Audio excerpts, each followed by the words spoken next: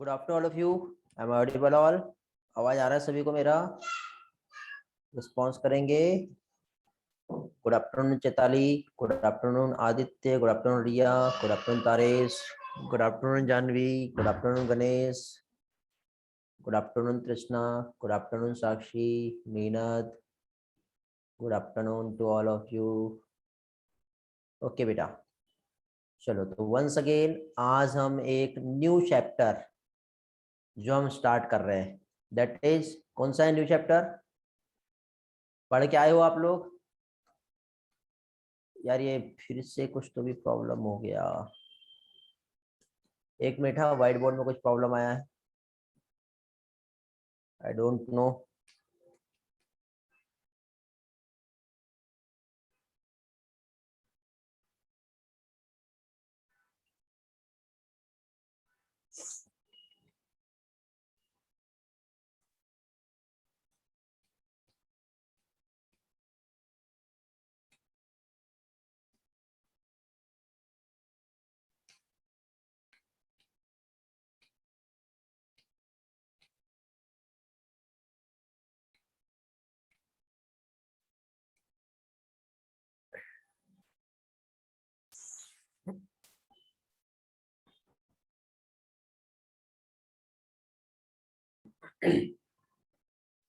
Just wait बेटा, check कर रहा हूँ क्या प्रॉब्लम आया है।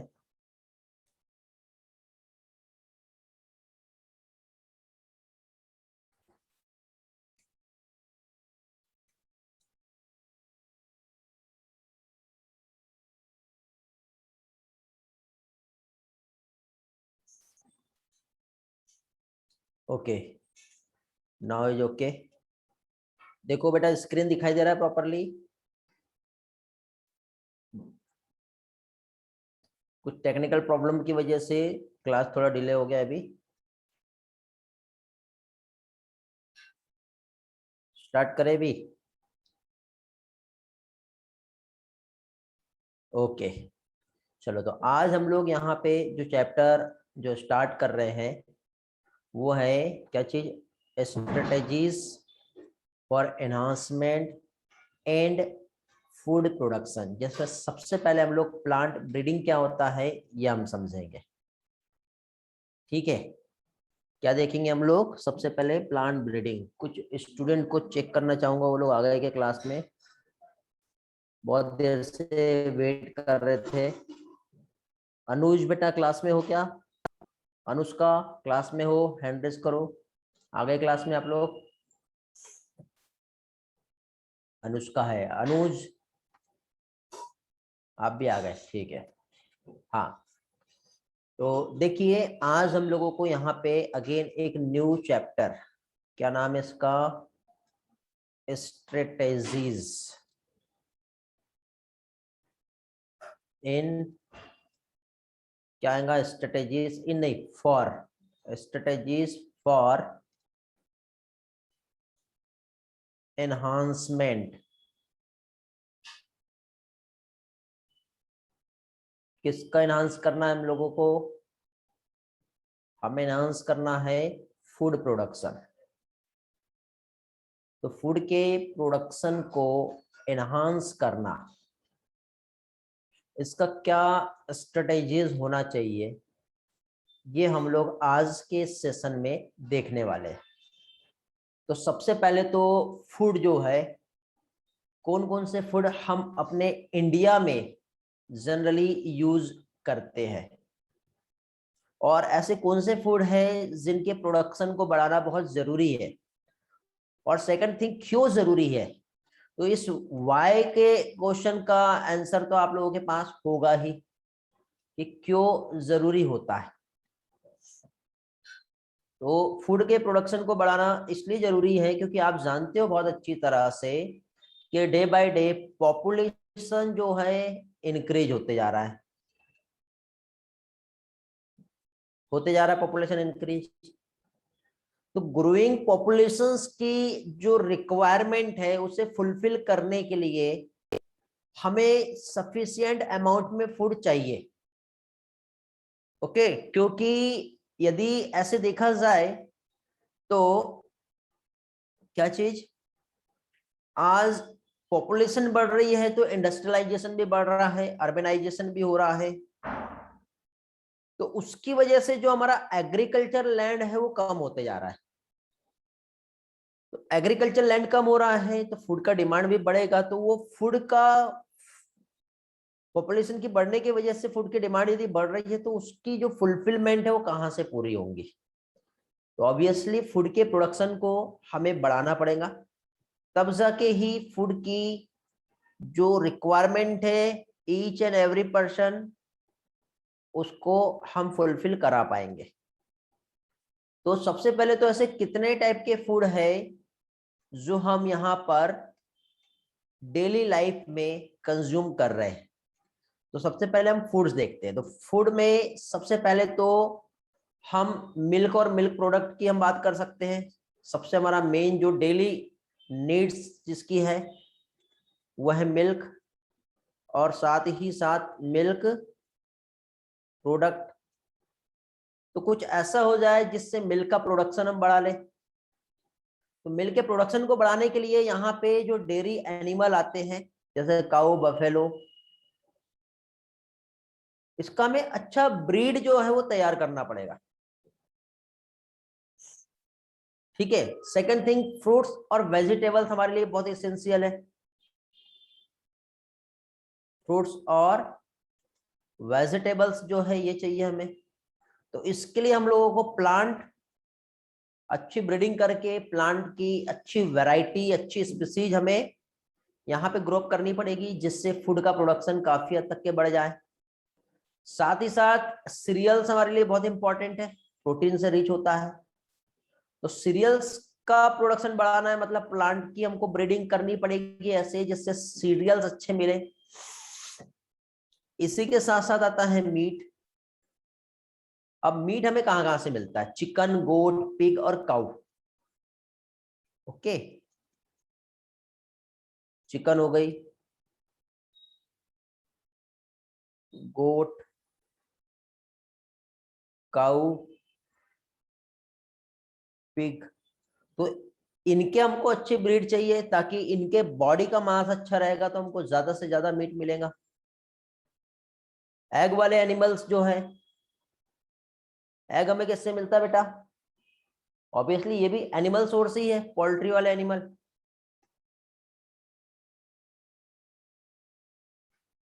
ओके, इससे हमें एग मिलेगा। कुछ हमें सी फूड मिलते हैं, और लास्ट में यदि हम जाए तो हमें अगेन क्या कह सकते हैं, सबसे इंपॉर्टेंट जो हमारा न्यूट्रिएंट से रिच भी होता है और मेडिसिनल प्रॉपर्टी भी है, जिसे हम कहते हैं हनी, जो बी से मिलेगा। तो हनी बी का प्रोडक्शन हमें अच्छा करना होगा, उसकी वैरायटीज अच्छी रखनी पड़ेगी, अच्छी क्वालिटी का हमें वो हनी दे पाएगा। तो ये हो गया हमारा फूड। तो इसके लिए देखो, अब तो हमारे पास इसमें एक तो जो दिखाई दे रहा है प्रोडक्शन बढ़ाना है, तो उसमें एक तो आता है प्लांट का प्रोडक्शन हमें बढ़ाना है। अब प्लांट के प्रोडक्शन को बढ़ाने के लिए हम लोगों को यहाँ पे क्या करना पड़ेगा? प्लांट के प्रोडक्शन को बढ़ाने के लिए यहाँ पर हम लोगों को प्लांट ब्रीडिंग करनी पड़ेगी, और एनिमल के प्रोडक्शन को बढ़ाने के लिए एनिमल ब्रीडिंग करना पड़ेगा। तो एनिमल ब्रीडिंग मतलब वहां पे सिंगल एनिमल ब्रीडिंग नहीं, जिसमें बायोलॉजी का एक ब्रांच जो एनिमल्स को डील्स करता है, जिसे हम एनिमल हस्बेंड्री कहते हैं। क्या कहते हैं हम?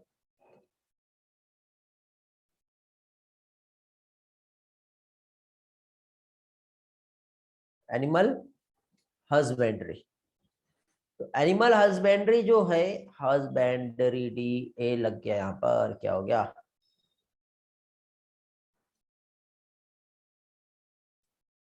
नीट 2021 में हाईएस्ट स्कोर कितना आया बेटा? 340 से लेकर के 350 के बीच में हमारे जो स्टूडेंट है डीडीएस के, जिसमें बायोलॉजी में उन्होंने लेके आए।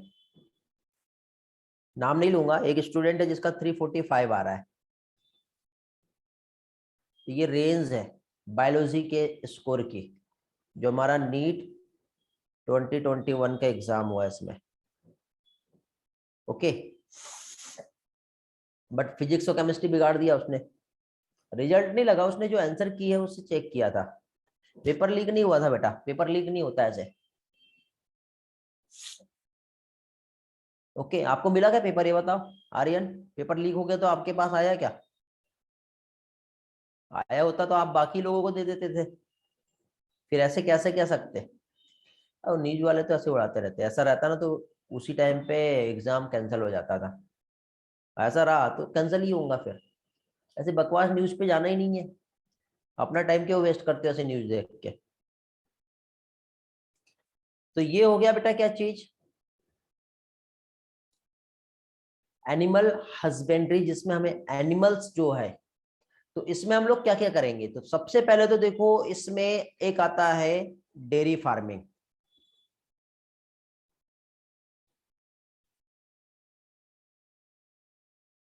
क्या आता है? फर्स्ट आता है डेयरी फार्मिंग, सेकेंड आता है पोल्ट्री। डेयरी फार्मिंग तो आप जानते होंगे बेटा, डेयरी एनिमल्स, काउ, बफेलो, जो मिल्क प्रोड्यूसिंग वाले एनिमल्स है, जैसे गोट से भी मिल्क मिलता है। पोल्ट्री में हैन जो है, डक, इसका हमें रेयर और केयर करना पड़ता है। एक होता है एपीकल्चर। सबसे पहले एक काम करो, पॉइंट्स देख लो, फिर एक एक पॉइंट्स में हम हर चीज को समझेंगे कि किसमें किसका क्या मीनिंग है। एक आता है लैक कल्चर। लैक एक इंसेक्ट होता है, लैकिफर, उससे लैक का प्रोडक्शन होता है। ओके, एक होता है सेरिकल्चर, सिल्क वॉर्म, आपने नाम सुने होंगे, इसका प्रोडक्शन करेंगे। पीसी कल्चर मछलियों के लिए होता है। तो इस तरह से एनिमल हस्बेंड्री का यदि हम डेफिनेशन देखें तो एक साइंस, इसको हम डिफाइन करेंगे।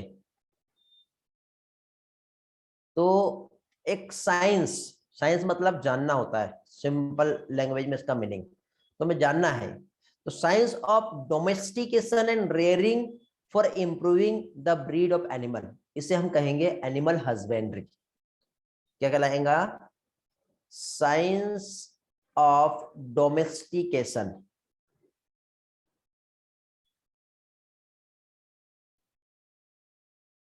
Science of domestication and rearing,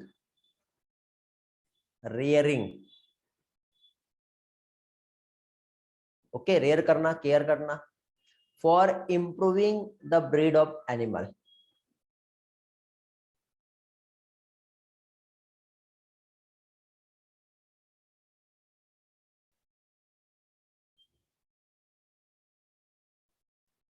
ये कहलाता है एनिमल हस्बेंड्री। क्या कहलाएगा ये कहलाएगा एनिमल हस्बेंड्री। तो अब देखो, हमें एक चीज तो समझ में आ गई कि हमें फूड चाहिए, जिसको हम लाइव स्टॉक कहते हैं, जिससे हमें फूड मिलने वाला जो एनिमल्स है, क्या कहेंगे हम उसे? Live stock. लाइव स्टॉक मतलब इकोनॉमिकली बेनिफिशियल एनिमल, या फिर कैटल्स इन इंडिया। क्या चाहिए? इकोनॉमिकली बेनिफिशियल, लिख दूं मैं, इकोनॉमिकली बेनिफिशियल कैटल।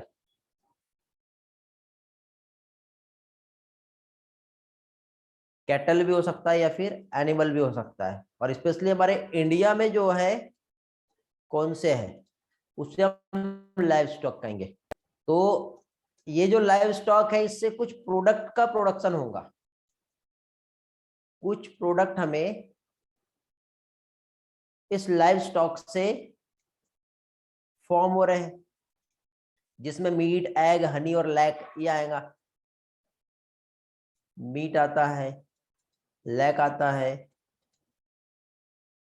हनी आता है, ओके, एग भी मिलता है। तो आप जानते हो हमारे वर्ल्ड में कितना लाइव स्टॉक है और कितना प्रोडक्शन हो रहा है, और उस वर्ल्ड का हमारे इंडिया में कितना लाइव स्टॉक है और कितना प्रोडक्शन हो रहा है? Anybody know about that? Response me. Complete word के अकॉर्डिंग हमें देखना है, और वर्ड के कंपैरिजन में इंडिया और हमारा चाइना। ठीक है, अब आप बोलोगे सर चाइना की बात नहीं करो, करना तो पड़ेगा बेटा, एग्जाम में तो क्वेश्चन आएगा। तो हमारे इंडिया और चाइना जो है, इन दोनों का मिला के जो लाइव स्टॉक है ना हमारे पास, वो 70% लाइव स्टॉक हमारे पास है। लेकिन इस लाइव स्टॉक में हम जो प्रोडक्शन हम जो ले पा रहे हैं ना, इतना 70% लाइव स्टॉक रहने के बाद भी जो प्रोडक्शन है, हमें ओनली 25% ही प्रोडक्शन मिल रहा है। और इंडिया और चाइना को छोड़ के बाकी जगह पे यदि आप देखोगे ना, तो उनके पास सिर्फ 30% लाइव स्टॉक है और वो 75% प्रोडक्शन ले रहे हैं। तो सोचो, उनके पास कुछ मॉडर्न टेक्निक्स है, जैसे आप अमेरिका में चले जाओ, यूएस में चले जाओ, यूनाइटेड किंगडम में चले जाओ, ठीक है, अलग अलग जगह पे, तो वहां पे उनका एनिमल, उनके पास ब्रीडिंग टेक्निक, उनका लाइव स्टॉक, वहां की प्रैक्टिसेस इतनी ज्यादा अच्छी है कि एनिमल कम है बट लाइव स्टॉक उनका कम होने के बाद भी प्रोडक्शन काफी हद तक के ज्यादा है। तो ऐसा ही हमें अपने इंडिया में भी करना है। तो हम इस चैप्टर को जो पढ़ रहे हैं, इस चैप्टर की जो हम लोगों ने शुरुआत किए है, तो इस चैप्टर को पढ़ने का मेन रीजन, मेन ऑब्जेक्टिव जो है क्या है जानते हो? जो सिलेबस में आपको जो दिया हुआ है, तो इस चैप्टर का मेन ऑब्जेक्टिव यही है कि कुछ भी हो जाए, एनिमल के नंबर को बढ़ाओ या उसके होने वाले यील्ड या प्रोडक्ट को इंक्रीज करो। तो objective number 1, to increase yield of product. Product की यील्ड को हमें इंक्रीज करना है, फर्स्ट ऑब्जेक्टिव यही है। साथ ही साथ हमें प्रोडक्ट की क्वालिटी को भी इंप्रूव करना है।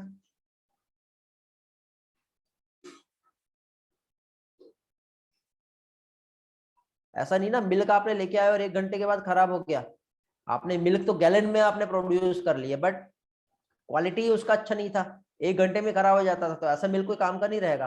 तो हमें उस प्रोडक्ट की क्वालिटी को भी इंप्रूव करना है। और कोई एनिमल यदि हमें वो प्रोडक्शन दे रहा है, तो उसको हमको डिसीज से रेजिस्टेंस भी बनाना पड़ेगा। तो मैक डिसीज रेजिस्टेंस,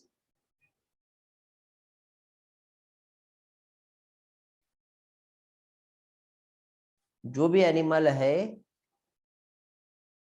उसे हमें डिसीज से रेजिस्ट बनाना होगा।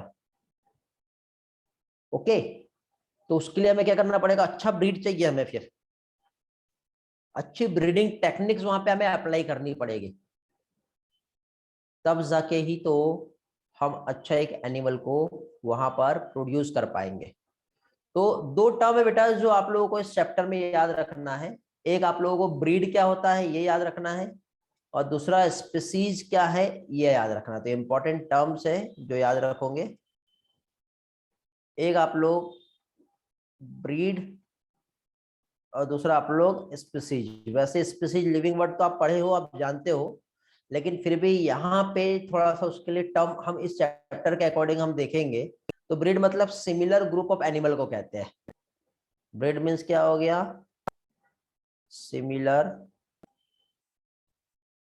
ग्रुप ऑफ एनिमल, क्या कहलाएगा? ब्रीड।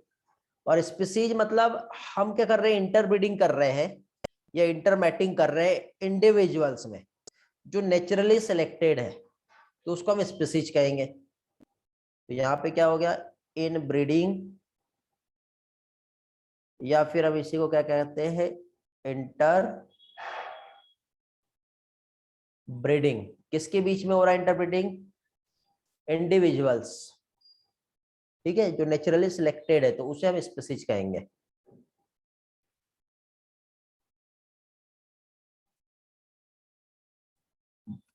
क्या कहलाएगा ये कहलाएगा स्पीसीज। तो अब हम लोगों को ब्रीडिंग के कितने टाइप्स होते हैं वो अभी हम लोगों को देखना। ठीक है, यहां तक के सारे पॉइंट्स क्लियर हो गए बेटा? अभी हम लोग यहाँ पर क्या देखेंगे? टाइप्स ऑफ ब्रीडिंग, ये हम लोगों को पढ़ना है। तो ब्रीडिंग के यदि हम टाइप्स देखें तो जनरली इसको 2 कैटेगरी में क्लासिफाई किया है, जिसमें एक आता है इन ब्रीडिंग और दूसरा आता है आउट ब्रीडिंग। मेन जो टाइप्स है ब्रीडिंग के, इसमें फर्स्ट एक जिसे हम क्या कहते हैं इन ब्रीडिंग, और तीसरा आता है जिसे कहते हैं आउट ब्रीडिंग। अब इन ब्रीडिंग और आउट ब्रीडिंग के बाद आउट ब्रीडिंग के जो टाइप्स होते हैं इसे फर्दर 3 टाइप में क्लासिफाई किया है। किसे? आउट ब्रीडिंग को। तो आउट ब्रीडिंग में सबसे फर्स्ट एक होता है आउट क्रॉसिंग। क्या आता है? Out crossing. क्योंकि आपको ये फ्लो डायग्राम समझ में आ गया ना, तो एनसीईआरटी में वहां पे जो दिया हुआ है वो आप आसानी से समझ जाओगे। सेकेंड आता है जिसे कहते हैं क्रॉस ब्रीडिंग, क्योंकि एनसीईआरटी ने उससे डिफरेंशिएट नहीं किया, इसलिए स्टूडेंट कंफ्यूज रहता है कि ये क्या चीज, हम पढ़ क्या रहे। और एक होता है inter specific hybridization. Inter specific hybridization. ऐसे 3 टाइप जो है ये हम लोगों को पढ़ना है। और फिर ये सब होने के बाद हम लोगों को ब्रीडिंग टेक्निक को कंट्रोल कैसे किया जाता है वो हम लोग देखेंगे। तो इसके बाद हम लोग क्या देखेंगे? Control of breeding technique.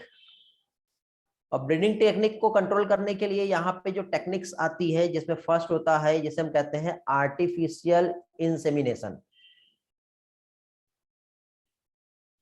Artificial insemination, okay, artificial insemination आ जाएगा। और एक होता है जिसे कहते हैं क्रायो प्रिजर्वेशन। क्या चीज? Cryo preservation. और क्रायो प्रिजर्वेशन के बाद एक आता है जिसे MOET कहते हैं, multiple ovulation embryo transfer. Multiple ovulation embryo transfer. इतना हम लोगों को इस चैप्टर में स्टडी करना है। Hello, are you with me? सभी लोग क्लास में? क्यों बेटा रियस, क्या प्रॉब्लम आया? रेली बेटा थोड़ा वेट करो ना, वहां पे पहुंचेंगे हम। नीना वेट करो, वो भी क्लियर हो जाएगा।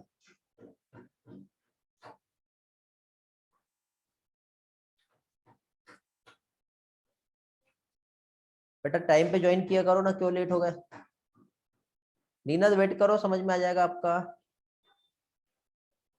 MOET का क्वेश्चन है टेस्ट में, ओके। रियस का नेटवर्क प्रॉब्लम था। कल के असाइनमेंट सभी लोग सबमिट कर दिए? डाउट किसी के भी नहीं आए? पास जो नीट 2021 हुआ है उस पेपर के डाउट किसी के भी नहीं आए मेरे पास। लगता है सभी आपको आ रहे हैं, ऐसा है क्या बेटा?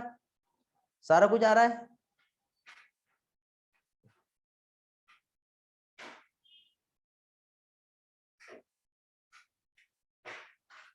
टेलीग्राम पे पोस्ट करना था जो भी आपके डाउट है। और टेलीग्राम पे मुझे सिर्फ जो टेस्ट लिया हूं मैंने इवोल्यूशन का, उस पे 4 स्टूडेंट के डाउट आए। तो इस बार मैं उन चारों स्टूडेंट को समझाने वाला हूं बेटा। मैं उन्हें लिंक प्रोवाइड करूंगा और लिंक की हेल्प से क्या चीज उन्हें क्लियर कराऊंगा। देखो, आर्यन आमडरे का रिस्पांस मिला है नीट 2021 का एनालिसिस। आदित्य भोगे, आर्या है, गणेश है, सुमित है, वर्षा है, तृष्णा है, तारेश है, अनुष्का है, अनुज है। ये लहू ठाकरे किसका नंबर है, नाम है, देख लो बेटा। ये है, ऐसे ये कुछ स्टूडेंट है जिनका रिस्पांस मिला है। ठीक है, और मुझे लगता है कि इनको ही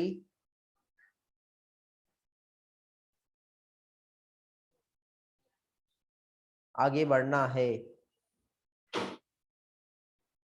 आर्यन राउत आप हो क्या बेटा? वर्षा के नेम पे आप हो? ठीक है, आपकी मम्मी का है क्या? ओके सॉरी बेटा। हाँ ठीक, बट वहां पे मेंशन कर दिया करो। आप अपने आईडी से ज्वाइन करो ना, फिर ज्यादा अच्छा रहेगा। शीतल ठाकरे है, लहू ठाकरे, ओके बेटा, ठीक है बेटा। स्नेहल, ओके ओके, स्नेहल आप हो? ओके,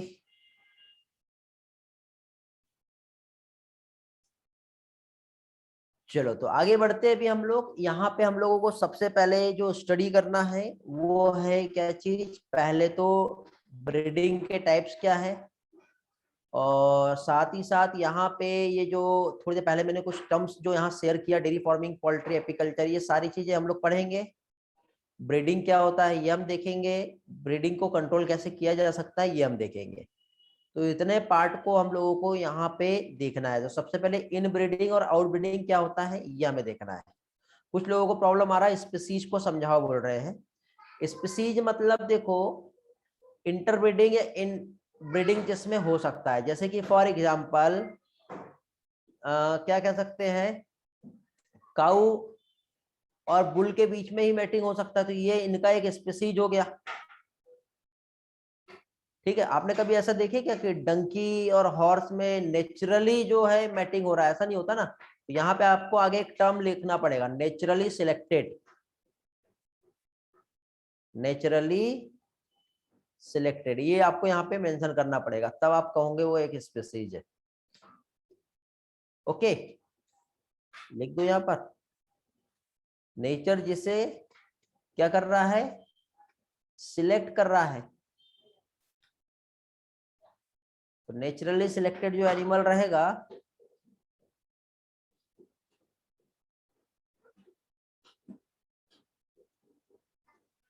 ये क्या कहलाएगा, ये एक स्पीसीज कहलाएगा। चलो नीनत का क्लियर हो गया। हाँ, अभी ब्रीडिंग के हम देखेंगे टाइप्स, जिसमें सबसे पहले इन ब्रीडिंग क्या होता है ये हम लोग देख लेते हैं। ओके, सबसे पहले हम लोग यहाँ पर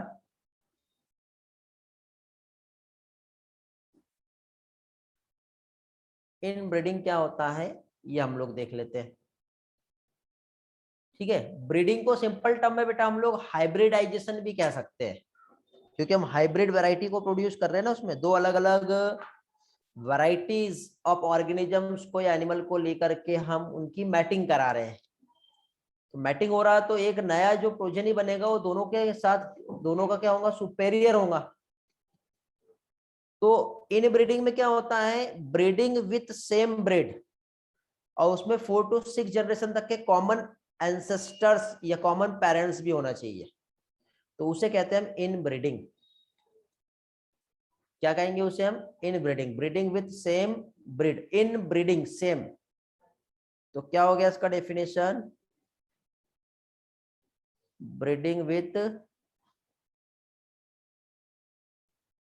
सेम ब्रीड। अब सेम ब्रीड है, लेकिन आगे एक टर्म आपको याद रखना पड़ेगा, with common ancestors.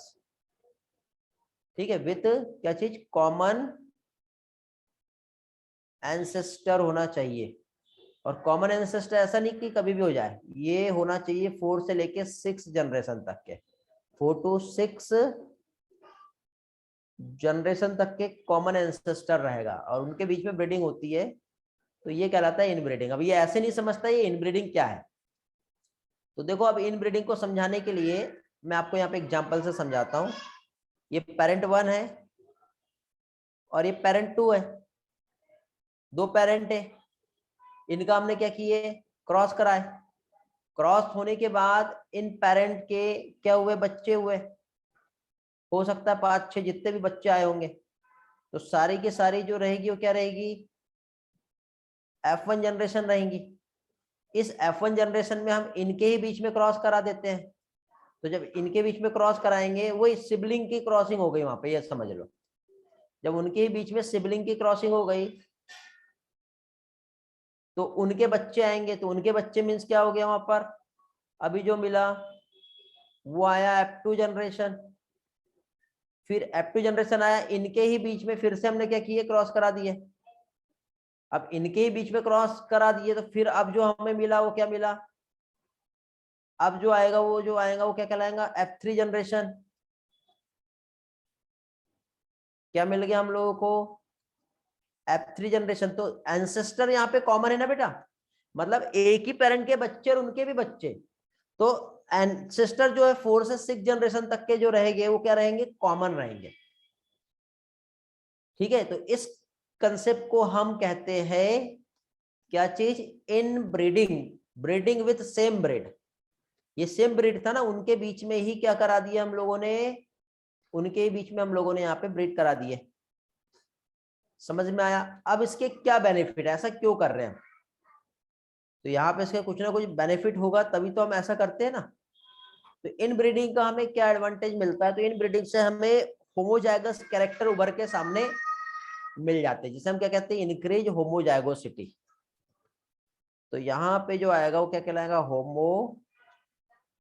Homozygous character जो है वो देखने को मिल जाएंगे। तो होमोजाइगोसिटी मिल गई, साथ ही साथ हम रिटेन कर सकते हैं सुपेरियर लोकल कैरेक्टर। यहां पे हम लोग रिटेन कर सकते हैं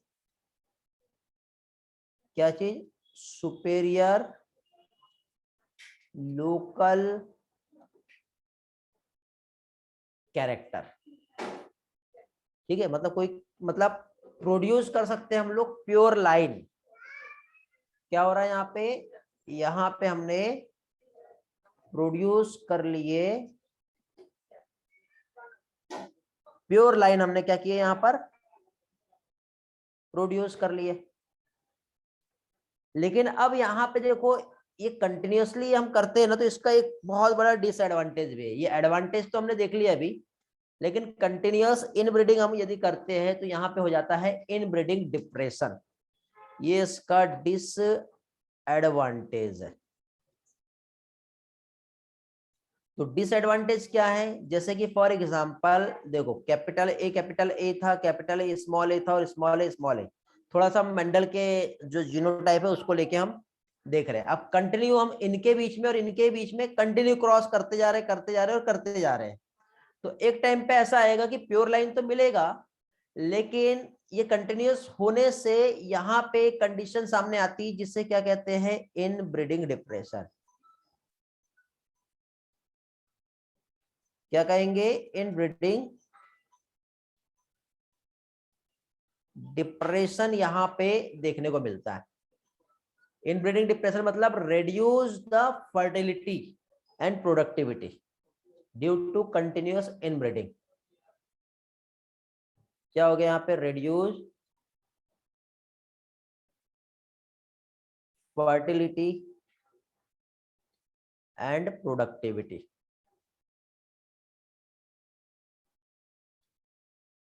due to continuous inbreeding. I hope आपको ये अच्छे से समझ रहा हूँ। ये चैप्टर में थोड़ा सा ये वाला पार्ट देखो, मैं स्लाइड से भी समझा सकता हूँ आपको, बट उस स्लाइड से समझाऊंगा तो वो चीजें आपको याद नहीं होंगी। तो इसमें जो पोर्शन समझाने वाला है वो मैं आपको यहाँ पे ड्राइंग पे समझा रहा हूँ, और जो एकदम थ्योरेटिकल पार्ट है, जो स्लाइड से समझाने के बाद भी समझ में आ जाए, जैसे माइक्रोब्स इन ह्यूमन वेलफेयर हमने देखे, तो उसको मैं आपको वहां से समझाऊंगा। तो इनब्रीडिंग डिप्रेशन क्या होता है जानते हो बेटा आप लोग, सभी लोग, मतलब कंटिन्यू इनब्रीडिंग होगा तो फर्टिलाइजेशन कैपेसिटी को क्या करेगा, वो लॉस्ट कर देगा। तो इसको दूर करने के लिए, इसको ओवरकम करने के लिए हम लोगों को करना पड़ता है आउट क्रॉसिंग। जो एग्जांपल है, जो टाइप्स है किसका, आउट ब्रीडिंग का। तो इन ब्रीडिंग हमने देख ली है। अब हम लोगों को यहाँ पे देखना है क्या चीज, आउट ब्रीडिंग क्या होता है। क्या देखना हम लोगों को अभी, आउट ब्रीडिंग क्या होती है, ये हम लोगों को देखना है। तो आउट ब्रीडिंग मतलब mating between animal with no common ancestor for 4 to 6 generation. Okay, तो यहाँ पे हम क्या कर रहे हैं, यहाँ पे हम मैटिंग कर रहे हैं, मैटिंग बिटवीन एनिमल, एनिमल के बीच में मैटिंग हो रही है। और साथ ही साथ यहाँ पे क्या है, मैटिंग तो हो रही है, बट यहाँ पे क्या कह सकते हैं हम लोग, नो कॉमन एंसेस्टर। ओके, इसमें एंसेस्टर कॉमन रहेंगे क्या, नहीं रहेंगे।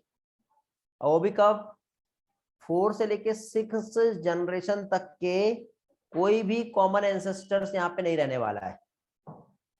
और इसके हमने क्या देखे थे, इसके 3 टाइप होते हैं। अब कॉमन एंसेस्टर मतलब आपको समझ में आ गया ना, ये पेरेंट्स थे तो इनके जो बच्चे हुए उनके बीच में क्रॉस करा दिया। तो आगे चल के यदि हम देखेंगे तो भले इनके बीच में किसी का भी क्रॉस हो रहा, बट इनके पेरेंट्स तो एक ही है ना, एंसेस्टर तो वही है। भले यहाँ पे हम किसी का भी क्रॉस करा रहे, बट इनका मम्मी पापा तो एक ही है, तो इसको हम क्या कहते हैं, कॉमन एंसेस्टर। समझ गए। बट नो कॉमन एंसेस्टर में आउट क्रॉसिंग हम सबसे पहले देखेंगे। 3 टाइप जो आता है इसमें, फर्स्ट आता है जिसे हम क्या कहेंगे, आउट क्रॉसिंग। कई लोगों को बेटा यही वाले पार्ट में प्रॉब्लम रहती है, जिसको ये समझ में आ गया उसके लिए चैप्टर बहुत आसान हो गया। तो अभी हम क्या देखेंगे, आउट क्रॉसिंग। तो आउट क्रॉसिंग में मतलब जो हम क्रॉसिंग करते हैं बिटवीन द सेम ब्रीड और कॉमन एंसेस्टर नहीं रहेगा, मतलब सेम डेफिनेशन जिसे हम लोगों ने पहले देखे, और 4 से 6 जनरेशन तक के कोई भी कॉमन एंसेस्टर्स नहीं है।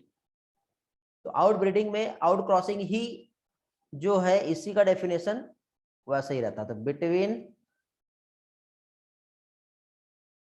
सेम ब्रीड, जो क्रॉस हो रहा है, जो क्रॉस हो रहा है, यहाँ पे सिबलिंग नहीं आएंगी बेटा, यहां पर जो क्रॉस हो रहा है, बट यहां पे क्या है, नो कॉमन एंसेस्टर।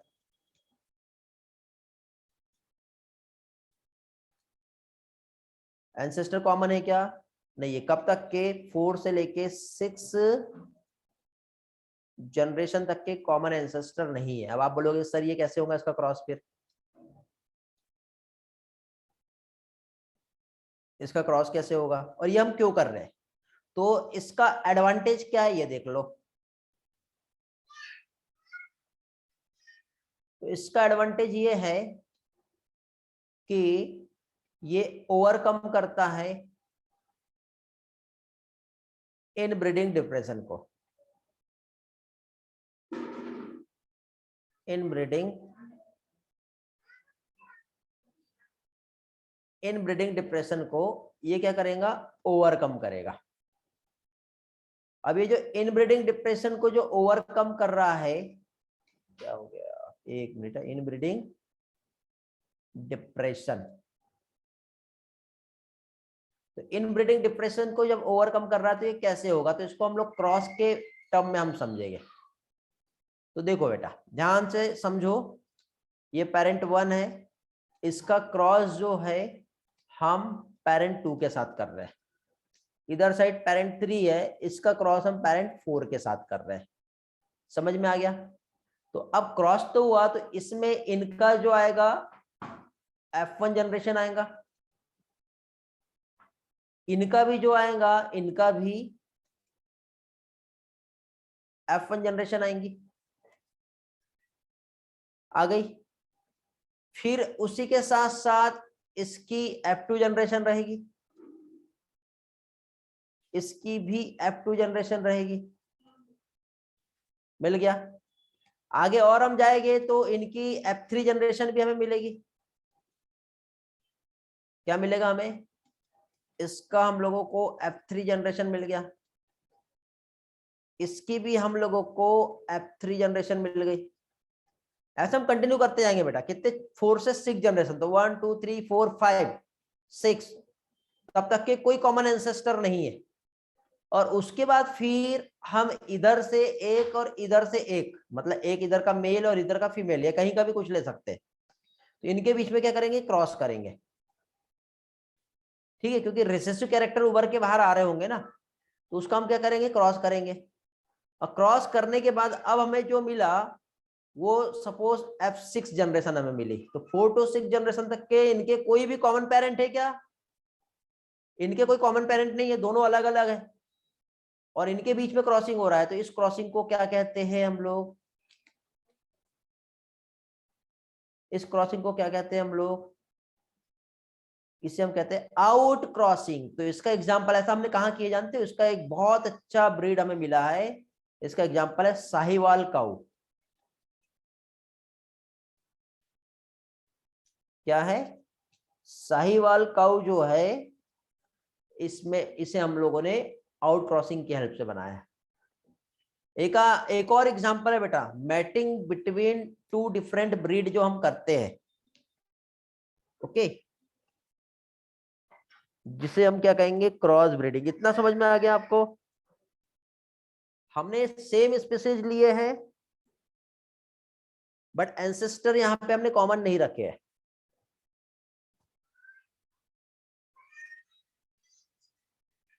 गणेश को नहीं समझ में आया? गणेश बहुत सिंपल तो है यार बेटा। यहाँ पे देखो, इधर के पेरेंट्स अलग थे, इधर के अलग थे, और उनके जो बच्चे हुए, बट इन दोनों बच्चों के पेरेंट जो थे कॉमन नहीं थे, दोनों अलग अलग पेरेंट के बच्चे हैं ना ये। और इनके बीच में जब क्रॉस कराया तो हमको जो नया एक ब्रीड मिला, दोनों का सुपेरियर है, बट इनके पेरेंट्स दोनों के कॉमन नहीं थे। बट इसके पहले हमने जो क्रॉस कराए थे इन ब्रीडिंग में, उसमें क्या थे, पेरेंट तो कॉमन थे ना इन ब्रीडिंग में। ये इधर हमने जो देखे थे इन ब्रीडिंग में, आपको याद होगा, ये यहाँ पर, तो हम क्या कर रहे थे, उन्हीं के बीच में, सिबलिंग के बीच में क्रॉस कर रहे थे, तो इनका पेरेंट तो कॉमन था ना, एंसेस्टर इनका कॉमन था, तो इसलिए हम इसको इन ब्रीडिंग कह रहे हैं। और इसमें पेरेंट कॉमन नहीं है, इसलिए इसको हम आउट ब्रीडिंग कह रहे हैं। अब आउट ब्रीडिंग में भी हम एक एग्जांपल सबसे पहले देखें जिससे हम आउट क्रॉसिंग कह रहे हैं। क्या कह रहे हैं हम इसे, आउट क्रॉसिंग। अब इसमें एक और एग्जांपल आता है जिसे कहते हैं क्रॉस ब्रीडिंग। सेकंड एग्जांपल, ये फर्स्ट एग्जांपल हमने देखे, अब सेकंड एग्जांपल हम देखेंगे। तो सेकंड एग्जांपल क्या आएगा, क्रॉस ब्रीडिंग। अब ये क्रॉस ब्रीडिंग क्या होता है ये हम देखेंगे। चलो गणेश को समझ गया, वेरी गुड। अब क्रॉस ब्रीडिंग देखेंगे। देखो, इन ब्रीडिंग, आउट ब्रीडिंग और क्रॉस ब्रीडिंग, कंफ्यूज नहीं होना बेटा, ठीक है। और एक आउट क्रॉसिंग, सभी को मैं अलग अलग डिफ्रेंशिएट करके पढ़ा रहा हूं आपको, इसलिए ध्यान से समझो क्या है। क्रॉस ब्रीडिंग मतलब mating between two different breed, mating between, क्या हो रहा है यहाँ पे, टू ब्रीड ही बदल दिया है हम लोगों ने बेटा, यहाँ पे टू डिफरेंट ब्रीड को हमने यहाँ पे लगा दिया, और उनके बीच में हमने क्या किया, मैटिंग करा दी है।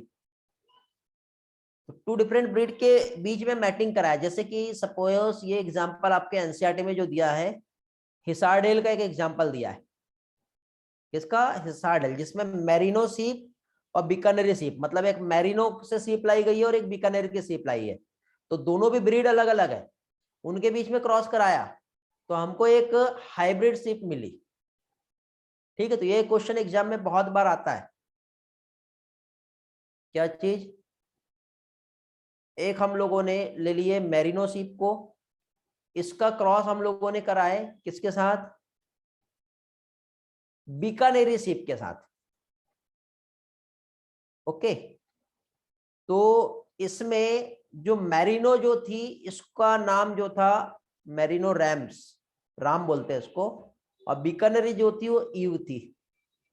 मतलब राम हमेशा मेल होता है, ये याद रखना, इसमें से कौन सा मेल और कौन सा फीमेल ये भी पूछा जाता है। तो ये मेल और फीमेल के बीच में मैटिंग हुई, जब मैटिंग हुई तो इनका जो बच्चा मिला उसे हिसारडेल सीप कहते हैं। क्या नाम रखा उसका, हिसारडेल। तो ये जो हिसारडेल जो सीप मिली, ये जो है, ये कैसा है, ये है हाइब्रिड सीप। कैसा है ये हाइब्रिड सीप। तो हमने क्या किए, ब्रीड को बदल दिए। ब्रीड बदलने पर जब क्रॉस होता है तो उसको हम क्रॉस ब्रीडिंग कहते हैं। क्या कहते हैं इसे हम क्रॉस ब्रीडिंग कहते हैं। अब थर्ड एग्जांपल है इसी का ब्रीडिंग का, जिसे कहते हैं इंटर स्पेसिफिक हाइब्रिडाइजेशन। अब हम क्या करेंगे, स्पीसीज को ही बदल देंगे। तो थर्ड आता है जिसे कहते हैं inter specific hybridisation. Hybridisation. Okay, क्या हो गया? Inter specific hybridisation. इसमें mating between two different species. क्या हो जाएगा यहां पर? यहां पे मैटिंग हो रहा है बिटवीन टू डिफरेंट स्पीसीज। तो टू डिफरेंट स्पीसीज के बीच में जब मैटिंग होती है तो इसे क्या कहते हैं बेटा? इससे हम कहते हैं इंटर स्पेसिफिक हाइब्रिडाइजेशन। मतलब नेचुरली पॉसिबल नहीं है बट हमने मैटिंग करा दी। किस किस की?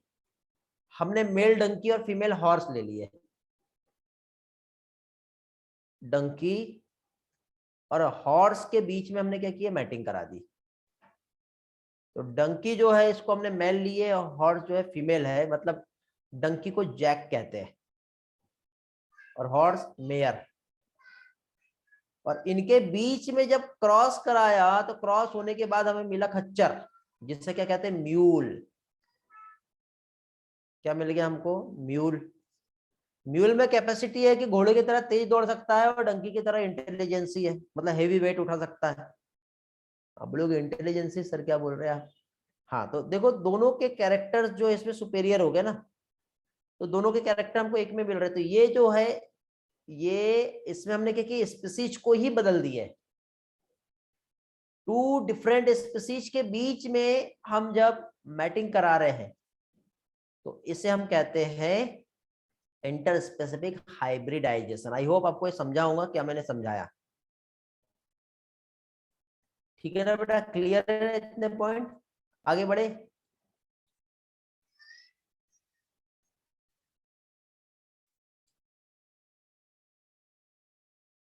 All clear, very good.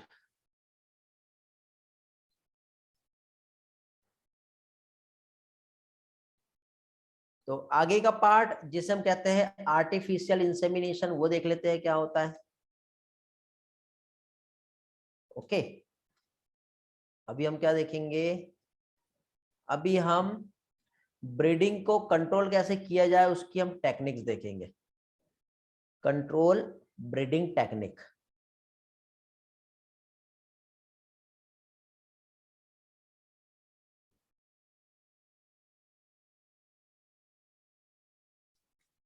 थोड़ा जूम करूं कैसे? अभी हम लोग यहाँ पे क्या चीज, ब्रीडिंग टेक्निक को कैसे कंट्रोल किया जाता है ये हम समझेंगे। तो इसमें फर्स्ट आता है जिसे हम क्या कहते हैं? Artificial insemination.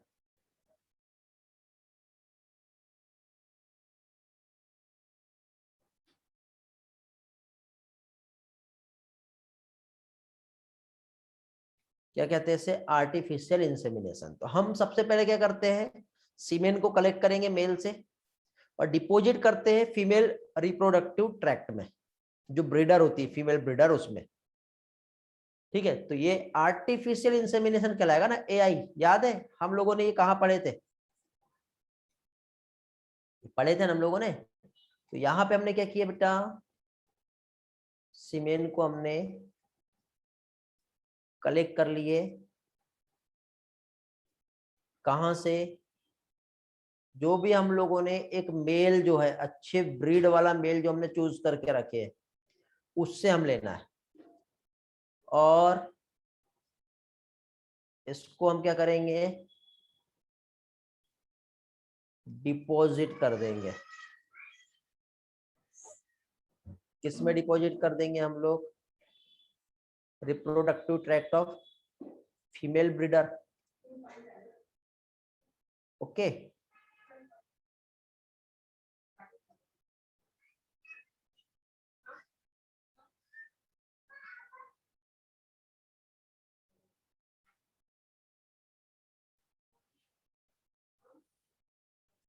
जो फीमेल ब्रीडर है उसके रिप्रोडक्टिव ट्रैक्ट में क्या किया हमने? इंट्रोड्यूस करा दिए। हो गया ना? सेकेंड आता है क्रायो प्रिजर्वेशन। क्या आएगा नेक्स्ट? नेक्स्ट आता है क्रायो प्रिजर्वेशन। कहीं पढ़े क्या हम लोगों ने क्रायो प्रिजर्वेशन?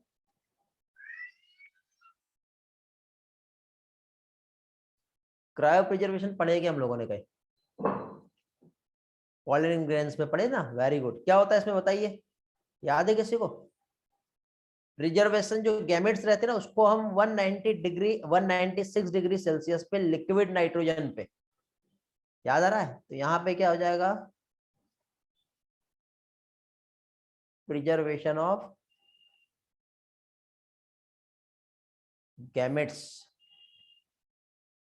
-196 डिग्री सेल्सियस, और साथ ही साथ क्या होना है यहाँ पे, लिक्विड नाइट्रोजन। ओके, ये चीज चाहिए। इसके बाद नेक्स्ट आता है जिसे कहते हैं multiple ovulation embryo transfer, MOET।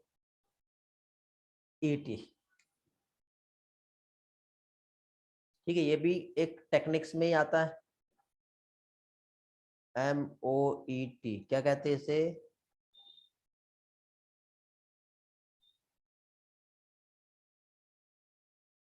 Multiple ovulation transfer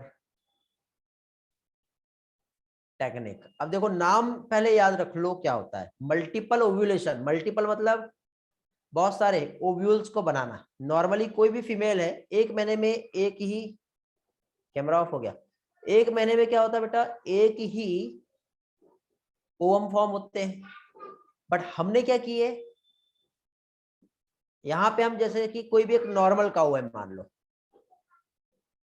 कोई भी एक नॉर्मल काऊ है, तो नॉर्मल काऊ में 1 एग जो है पर साइकिल इतना बनता है। लेकिन हम क्या करेंगे, इधर से उसको बूस्टर डोज देते हैं, किसका?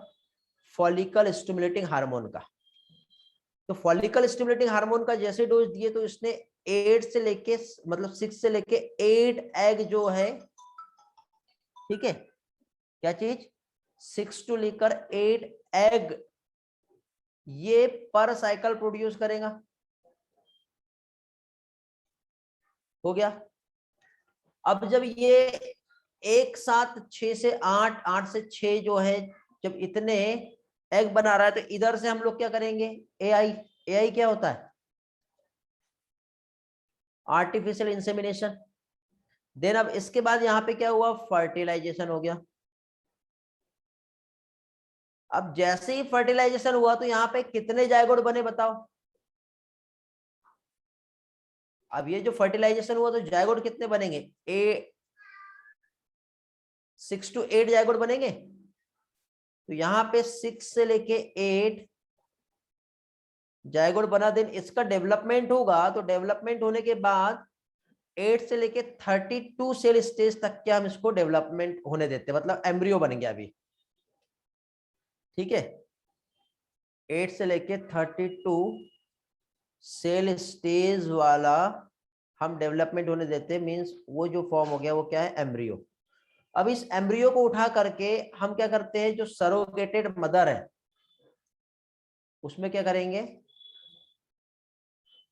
ठीक है, उस जायगोट को नॉन सर्जिकली रिमूव करते हैं। तो दो कंडीशन होती है बेटा, जायगोट को हम 8 से 32 सेल स्टेज तक के हम लेते हैं और नॉन सर्जिकली रिमूव करते हैं, और सरोगेटेड जो मदर है,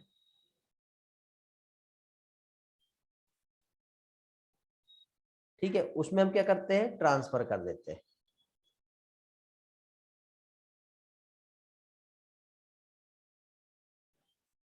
सरोगेटेड मदर में क्या करेंगे, हम इसे ट्रांसफर कर देंगे। समझ गए? तो इस तरह से हमें क्या चीज, एक जो बच्चा मिलेगा तो वो ज्यादा अच्छा मिलेगा। अभी क्या चीज समझाया, इसको मैं आपको थोड़ा सा एक एग्जाम्पल से समझाता हूं, ठीक है। एक एग्जाम्पल की हेल्प से मैं आपको समझाता हूं कि मैं आपको क्या एक्सप्लेन कर रहा हूं अभी।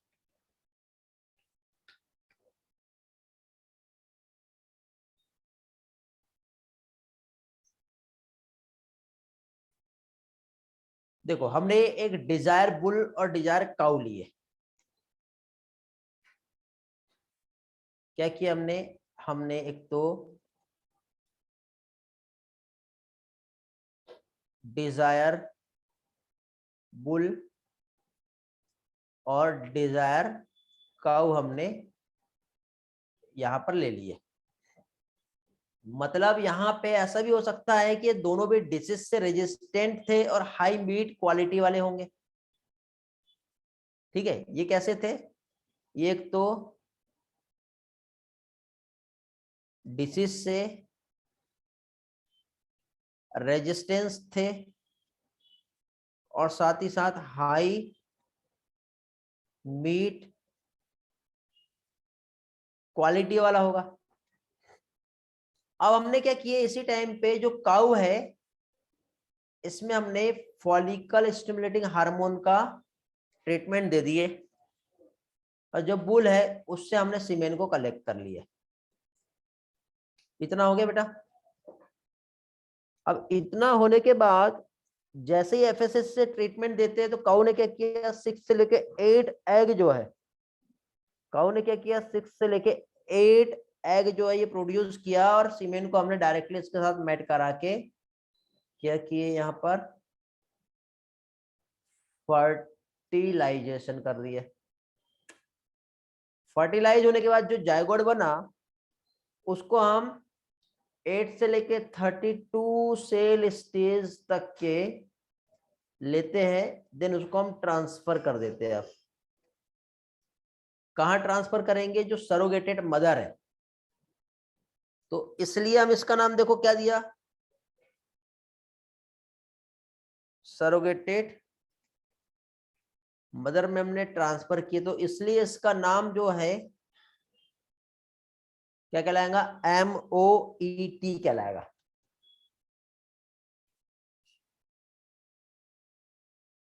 क्या नाम है इसका, MOET। देखो मल्टीपल ओव्यूलेशन और फिर यहाँ पे ये जो बना है इसको हम क्या कहेंगे, एम्ब्रियो कहेंगे इसे।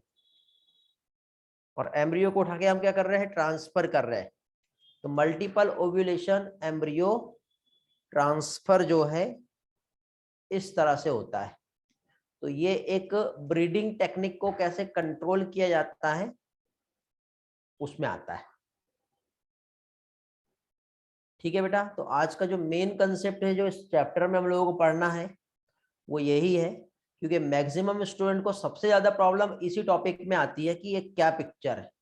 और मैंने आपको इतने अच्छे से इसका डेटा रिप्रेजेंट किया हूँ और इसके ये नोट्स भी आपको आज मिल जाएंगे। ठीक है, अब इसको देखने के बाद आप आज एनसीईआरटी पढ़ोगे तो आपको सारी चीजें बहुत अच्छी तरह से समझ में आ जाएगी। ठीक है, हर चीज आपको बहुत अच्छे से समझ में आ जाएगी, ईच एंड एवरीथिंग।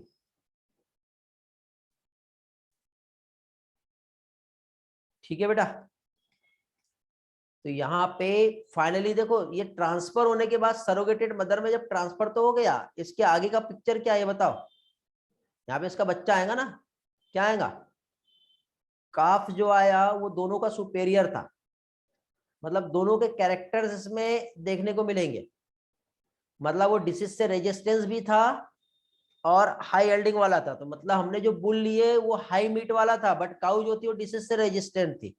ऐसा हो सकता ना, दो अलग अलग कैरेक्टर थे, तो एक कैरेक्टर इसका था और एक कैरेक्टर इसका था, कोई भी एक कैरेक्टर एक को पकड़ लो। लेकिन यहाँ पे जो बच्चा हमें मिला, जो काफ मिला, वो दोनों कैरेक्टर से सुपेरियर है। इसमें क्या है, एक ही में ये डिसीज से रेजिस्टेंस भी रहेगा और हाई यील्डिंग वाला, हाई मीट वाला भी रहेगा। बॉडी मास जो है, मीट का क्वालिटी जो है वो भी काफी अच्छी रहेगी इसमें। तो ये दोनों कैरेक्टर किसी एक ही इसमें हमें मिल रहे हैं, तो ये ज्यादा अच्छी बात है। समझे बेटा, तो ये इस तरह से यहाँ पे प्रोसेस होती है।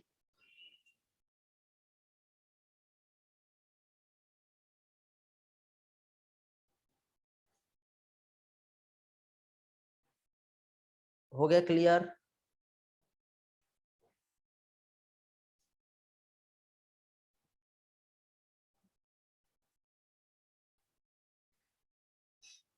किसी को कुछ पूछना है इसमें,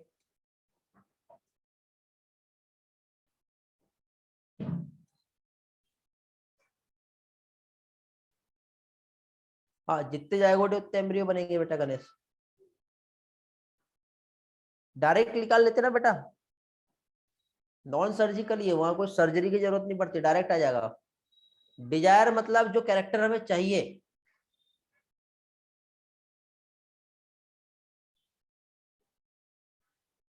अरे बेटा एक ही काउ में इतने सारे हम नहीं दे रहे हैं, अलग अलग सरोगेटेड मदर में हम ट्रांसफर कर रहे हैं। सरोगेटेड मतलब काउ ही होती है, बट अलग अलग काउ रहेगी, उसमें कोई एक काउ नहीं रहेगी। सभी एम्ब्रियो ट्रांसफर एक ही काउ में नहीं करते, अलग अलग काउ में करेंगे। मतलब ऐसी काउ हो सकती है जो एग नहीं प्रोड्यूस कर पा रही है, या फिर उसका जो एनवायरमेंट है वो नहीं है, जैसे फैलोपियन ट्यूब या यूटेरस वाला जो एनवायरमेंट होता ना, वो ऐसा नहीं मेंटेन हो पा रहा है जिसमें वो इंक्यूबेट कर पाए, बट दूसरी कर पा रही है।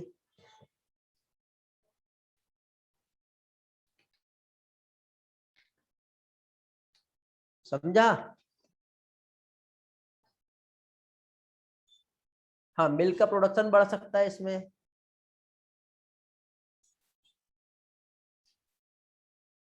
हाँ, एक ही मदर से काफ बनेगा ना बेटा।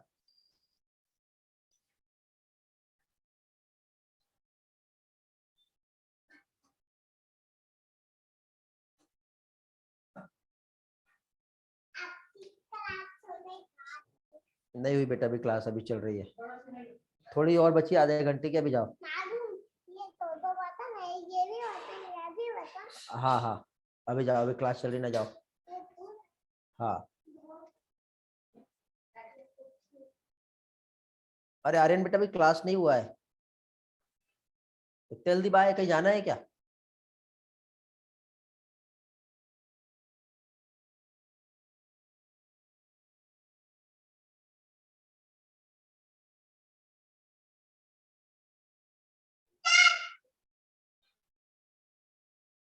ओके चलो, इतना समझ में आ गया है तो आगे बढ़ते हैं। गलती से हो गया, अच्छा। क्रॉस ब्रीडिंग में न्यू ऑफस्प्रिंग्स रिप्रोड्यूस कर सकते हैं क्या? हाँ बेटा कर सकते हैं,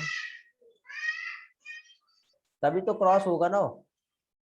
तो अभी तक के हम लोगों ने ब्रीडिंग क्या होता है, ब्रीडिंग टेक्निक क्या होता है, ये हमने समझे। ठीक है, अब इसके बाद हम लोगों को यहाँ पर आगे नेक्स्ट, एक तो प्लांट ब्रीडिंग हमें देखना है इस चैप्टर में। प्लांट ब्रीडिंग के बाद यहाँ पे बहुत सारे एग्जाम्पल्स भी दिए हुए हैं जो हम लोगों को इसमें याद करने हैं बेटा। समझे, बहुत सारे एग्जाम्पल्स है जो हम लोगों को इसमें याद करने हैं। और प्लांट ब्रीडिंग के बाद फिर मेन तो वैसे देखा जाए तो प्लांट ब्रीडिंग ही दिया है बहुत डिटेल में, बहुत सारा कुछ एग्जाम्पल्स के साथ इस चैप्टर में। फिर सिंगल सेल प्रोटीन और टिश्यू कल्चर है।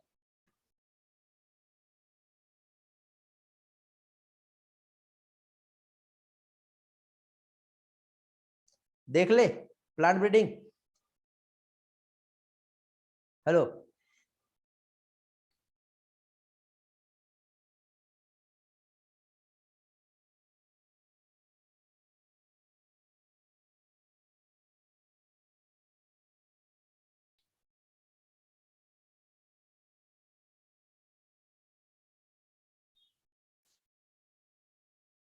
नेक्स्ट क्लास में देखेंगे। कितने बजे से क्लास चल रहा है आप लोगों का? बहुत लंबा है ये, बहुत सारी स्लाइड्स है इसमें। 8 बजे से या 9:30 से? ये बीच में 15 मिनट में नहीं हो पाएगा, आधे घंटे में भी नहीं हो पाएगा। कर तो सकते हैं वैसे, आप चाहो तो। कुछ बोल रहे ले लो, कुछ बोल रहे बाद में ले लो।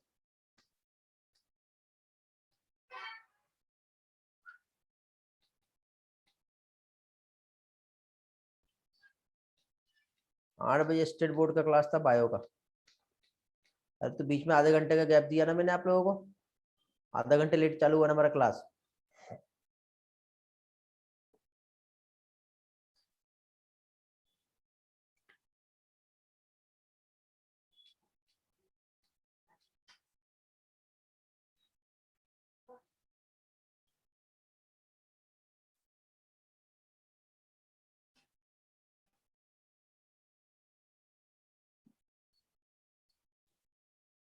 बोर्ड बनाना पड़ेगा बेटा, उसके लिए रेडी नहीं है।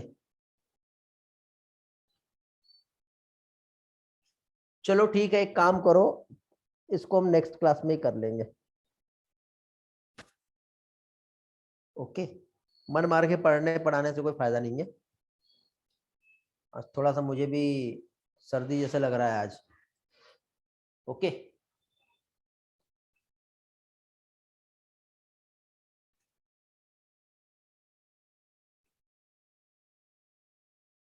तो नेक्स्ट इसमें इसको हम कंटिन्यू करते हैं।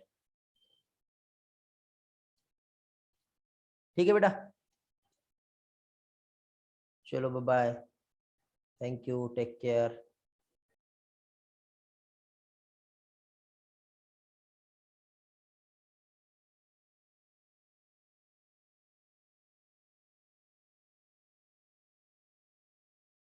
हाँ बेटा तारेश पूछो, बोलो बेटा तारेश।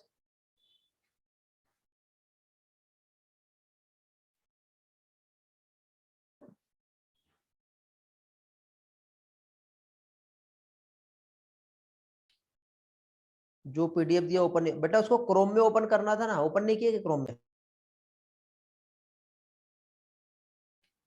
क्रोम या फायरफॉक्स वाली फाइल भेजा था मैंने, उसको कन्वर्ट करना पड़ता, वो नहीं किया मैंने। ट्राई करो, हो जाएगा ना, हो तो मुझे टेक्स्ट करना।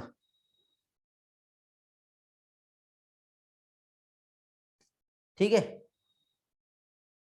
आप कंप्यूटर पे यूज करते हो या फिर मोबाइल पे? कंप्यूटर में ओपन करके देखो, आसानी से हो जाएगा। मोबाइल पे भी हो जाता है, बट उसकी ओपनिंग सेटिंग चेंज करना पड़ेगा। हाँ, कॉपी टू करो और ओपन विथ करो।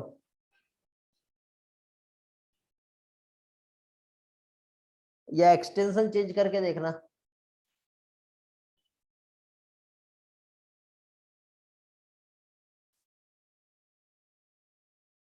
हाँ, माइक्रोसॉफ्ट एज में भी खुल जाता है, बहुत अच्छा है वो तो।